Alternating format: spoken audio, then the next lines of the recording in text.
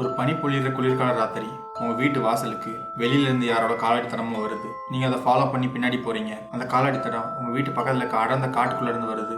அந்த காலடித்தடம் நேராக உங்கள் வீட்டு ஜென்ரேட்டர் ரூம்குள்ளே போகுது. ஆனால் அந்த காலடித்தடம் திருப்பி அங்கேருந்து வெளியே போனதுக்கு எந்த ஒரு தடமே இல்லை.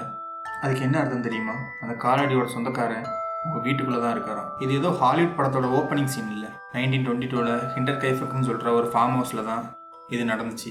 யாரும் நம்ம வீட்டு பரனில் ஒளிஞ்சிட்டு இருக்காங்கன்னு அந்த ஃபேமிலிக்கு புரிய வர்றதுக்குள்ள அந்த 6 பேரும் மர்டர் பண்ணப்பட்டாங்க. ஆனால் அதில் ரொம்ப கிரீப்பியான விஷயம் என்ன தெரியுமா? அங்கே உள்ள வந்த கில்லர் அவங்கள கொண்டுட்டு உடனே அங்கேருந்து தப்பிக்கலை. அந்த பணத்துக்கூடையே அந்த வீட்லேயே 4 நாள் தங்கியிருந்து நார்மலான ஒரு மனுஷன் மாதிரி எல்லா வேலையும் பார்த்துருக்கான். வீட்டில் சமைச்சு சாப்பிட்ருக்கான். அங்கே இருக்க மாடுகளுக்கு தீவனம் போட்டிருக்கான். ஆனால் அதெல்லாம் பண்ண அந்த கில்லர் யாருன்னு இன்னைக்கு வரைக்கும் யாருக்குமே தெரியாது. அந்த வீட்டில் உண்மையாக என்னதான் நடந்துச்சு, போலீஸுக்கு கிடைச்ச திகிலான தடயங்கள்லாம் என்ன? இந்த ஹிண்டர் கைஃபக் கேஸோட ஃபுல் ஸ்டோரியை நம்ம சேனலில் போட்டிருக்கேன். கீழே லிங்க் இருக்குது, செக் பண்ணி பார்த்துக்கோங்க.